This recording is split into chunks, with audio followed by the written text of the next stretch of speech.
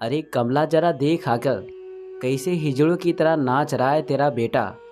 हजारों दर्शकों की तालियों की गड़गड़ाहट के बीच अपनी कमर को बेली डांस के तहत लचकाते हुए उसके जहन में बस यही गूंज रहा था। उसकी आंखों में नमी थी और चेहरे पर सुकून। आज आखिर उसने पा ही लिया था जो उसने चाहा था। 20 साल पहले का दिन था जब उस मकान में तीसरे बच्चे के रोने की आवाज़ सुनाई दी। बच्चा स्वस्थ था, घर पर खुशियों की दस्तक दी गई थी, आस पड़ोस में हलचल थी। आखिरकार 2 लड़कियों के बाद अतः लड़का आया था घर में। सुरेंद्र जी को बधाइयों का तांता लगा था। दादी के पैर जमीन पर नहीं पड़ रहे थे। आज कमला बहू ने उन्हें जीवन की सबसे बड़ी खुशी दी थी। सोहर गाती हुई वो कब नाचने लगी थी वे खुद भी ना जान सकी। घर में नए मेहमान के पीछे खुशी मनाते लोगों को देख दोनों लड़कियां हैरान थीं। आज पहली बार उन्हें बेरोक टोक खाने को मिल रहा था, खुशियां मनाने को मिल रहा था, इसलिए वे भी बहुत खुश थी। छोटे बच्चे को लेकर उत्साहित हो रही थी। उनके लिए खुशनामा माहौल जो लेकर आया था वो जहान नाम दिया गया उसे। उनकी खुशियों का जहान जो था वो बच्चा बड़ा हो रहा था, साथ ही बढ़ रही थी उनके माता पिता की चिंता। बच्चा तथा कथिक लड़के के मापदंडों पर खरा नहीं उतरता था। सूखा, कमजोर और नाजुक दिल का वो लड़कों के खेल से ज़्यादा बाहर गुमटी पर बजते संगीत की ओर ललायित रहता। लड़कों की तरह क्रिकेट की जगह उसे लड़कियों की चुन्नी भाती। खुश हो जाता जब वो बाहर तेज आवाज में बजता संगीत सुनता। रीढ़ की हड्डी तो मानो थी ही नहीं उसमें। आत्मविश्वास से हीन वो बस अपना जीवन उन गीतों की धुनों से ढूंढता। स्कूल जाता तो लड़कों के साथ बैठने से ज़्यादा उसे लड़कियों का साथ भाता। उसे लड़कों की तरह ना रहते देख माता पिता घबरा जाते। डॉक्टर के पास लेकर गए तो वहाँ पता चला वो सामान्य है। चैन की सांस लेते हैं, चलो शुक्र है लड़का ही है। उसे उसके हाल पर बच्चा समझकर छोड़ दिया जाता है, लेकिन ये ज़्यादा समय तक टिक नहीं पाता। स्कूल में अपने साथ एक अजीब रंग ढंग वाले बच्चों को बाकी बच्चों नहीं कर पाते। शिक्षकों को भी वो अलग लगता, कैसे अपनाते उसे। बाकी सबकी तरह कहाँ था वो। अकेले रहने की तैयारी है अब उसकी। क्लास के एक कोने में बैठा वो अपनी किताबों में सिर खपाता और फिर वो घर जाकर दादी के अपशब्दों को सुन खुद को कमरे में वो 9 साल का बच्चा बस अपने कानों में यही गूंज महसूस कर पाता, कैसा लड़का है रे तू जनानी सा। उसका मासूम दिल समझ ही नहीं पाता कि आखिर लड़के होते कैसे हैं और जनानियां कैसे, वो कैसी होती है। अपने कमरे में बंद वो कजरारे पर अपनी कमर लचका रहा है। एक 10 साल के बच्चों में इतना हुनर कहाँ से आया है, ये देखकर हैरान है उसकी बड़ी बहन। 16 साल की वो बस यही देखने में मगन है कि उसकी कमर तो इस तरह लचका नहीं खाती। क्या है ये, कैसे कर लेता है। चटाक की आवाज़ के साथ उसके थिरकते कदम रुक जाते हैं और कानों में शोर गूंजता है, अरे कमला देख जरा आकर, तेरा बेटा कैसे हिजड़ों की तरह नाच रहा है। हिजड़ों का मतलब तो समझ ना सका वो, लेकिन थप्पड़ की गूंज अब तक उसके कानों में घूम रही है। सोचता रहा है कि चटाक चटाक जो थप्पड़ उसे पड़े हैं माँ से, दादी से और फिर रात में पिताजी से, किया क्या है मैंने। क्या नाचना गुनाह है। बहनें नाचती है, उसे तो कोई नहीं मारता। डांट की मारी बड़ी बहन खुश है। ये मुझसे अच्छा कैसे नाच सकता है कि जलन उसे अपने भाई के गालों पर पड़ते थप्पड़ में खुशी बटोरने को विवश कर देती है। घर में टेप रिकॉर्डर की मनाही हो गई है, उसके कारण अब बहनें भी नहीं नाच सकती। पिताजी ने टीवी पर ताला लगा दिया है, आज से इसका गुमटी पर जाना बंद, समझे सब लोग। नज़र रखो इस पर, पढ़ाई में ध्यान लगाओ इसका। अगर दोबारा इसे नाचते देखा मैंने तो खैर नहीं तुम सबकी। पिताजी फरमान सुनाते हुए निकल जाते हैं। बाकी सबके चेहरे पर एक डर देते हुए। एक समय बीत चुका है, 6 साल। एक लंबा समय उसे कैद में रखा गया है। स्कूल में समान ना हो सका कुछ, लेकिन हाँ, रिजल्ट में भारी भरकम बदलाव देखने मिला। क्लास टॉपर से स्कूल टॉपर में नाम आ चुका था उसका। बोर्ड्स में तीसरा स्थान हासिल किया था। पूरे शहर में उसकी वाहवाही थी और उसके स्कूल में माचिस की तीली की सफलता के चर्चे। माँ पिता खुश थे। अब बच्चा समान था।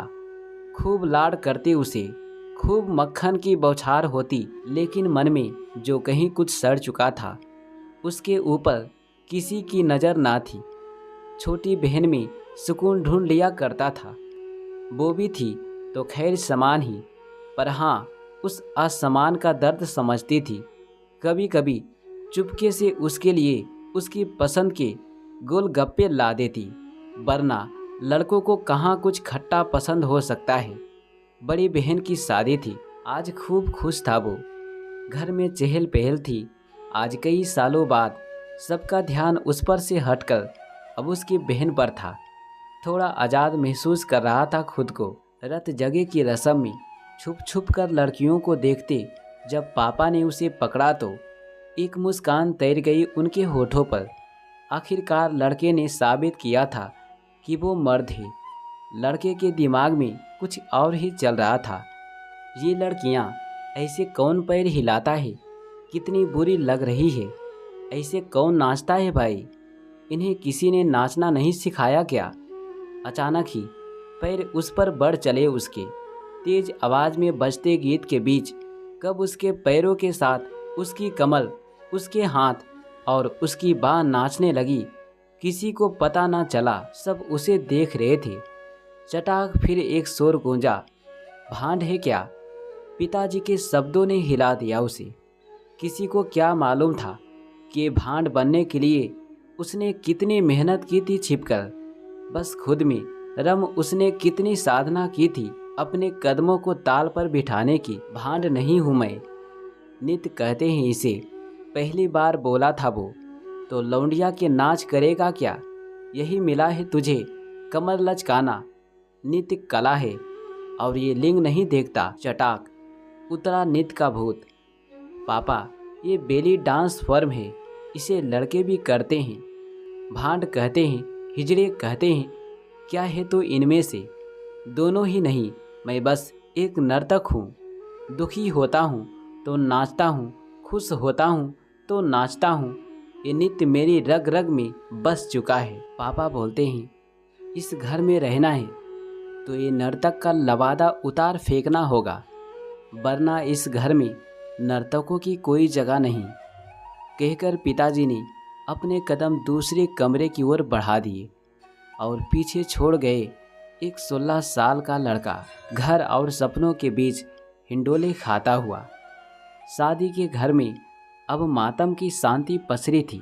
सभी औरतें तमाशा देख अपने अपने दंडपों को चली गई और सभी रिश्तेदारों ने अपना अपना कोना पकड़ खुसुर फुसुर शुरू कर दी थी। बड़ी बहन अपने भाग्य को कोस रही थी। आज के दिन ही मुझे को ये तमाशा करना था, मेरा सारा स्पेशल डे खराब कर दिया। पिताजी ने फरमान सुनाने के बाद ये तय कर दिया था कि लड़का अब भांड ना बनने पाएगा।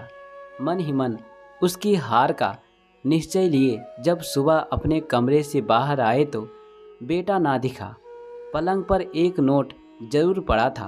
पापा, मैं अपने सपने और घर के बीच सपने को चुन रहा हूँ, माफ़ कर दीजिएगा मुझे। धम से अपने भविष्य की लाठी को टूटते देख पिताजी वहीं पलंग पर जा गिरे। माँ ने भीतर आकर पानी पिलाया और साथ ही एहसास कराया, आज बिटिया की शादी है। सबके प्रश्नों को दरकिनार करते सुरेंद्र और कमला आज अपनी बड़ी जिम्मेदारी को विदा कर रहे थे। माँ का मन है बेटे के लिए भी भर ही रहा था। भले ही आंसू की छलकन बेटी के नाम जा रही थी, पर उसमें कुछ हिस्सा बेटे का भी था। स्टेज पर जाकर भीड़ के बीच अपने देश के नाम एक अवार्ड लेते हुए उसके चेहरे पर गर्व था। पिछले 4 सालों का और जन्म से अब तक का संघर्ष उसकी आंखों के समझ तैर रहा था। अपने हुनर को पहचान देने वहाँ ओछी निगाहों के अतिरिक्त कुछ ना मिलता। घर से जब चला, छोटी बहन ने एक पोटली हाथ में दी थी। पूछने पर बोली, पैसे हैं, रख ले, काम आएगी। अपनी बहन का माथा चूमता वो शहर चला गया था। कितनी ही रातें उसने भूखे पेट निकाली, कितने ही गंदी नज़रों से खुद को बचाता वो हर किसी, हर मंद के पास दीक्षा को दौड़ रहा था। जहाँ भी जाता मिलती कुछ तीखी तीखी आंखों की बौछारें। जो स्वीकृति एक नर्तक को चाहिए, खुद में वो जहान से हासिल की, लेकिन इस दुनिया में अभी भी पूरी तरह स्वीकृति बाकी है। दुनिया भर के तानों को प्रेम में तब्दील करता वो आज तक भी अपने पिता को वापस ना पा सका है। माँ आज भी तड़पती है उसके लिए। छोटी बहन आज भी उसके कमरे में जा दो आंसू बहा आती है, लेकिन पिता के लिए वो आज भी भांड ही है और शायद हमेशा ही रहेगा। दोस्तों, अगर आपको कहानी थोड़ा भी अच्छा लगा होगा तो प्लीज़ वीडियो को लाइक, कमेंट, शेयर कीजिए और इसी प्रकार की और भी कहानी सुनने के लिए मेरे चैनल स्टोरी कोयर को सब्सक्राइब करें। चलिए मिलते हैं अगली कहानी में। यहाँ तक बने रहने के लिए आप सभी को दिल से शुक्रिया।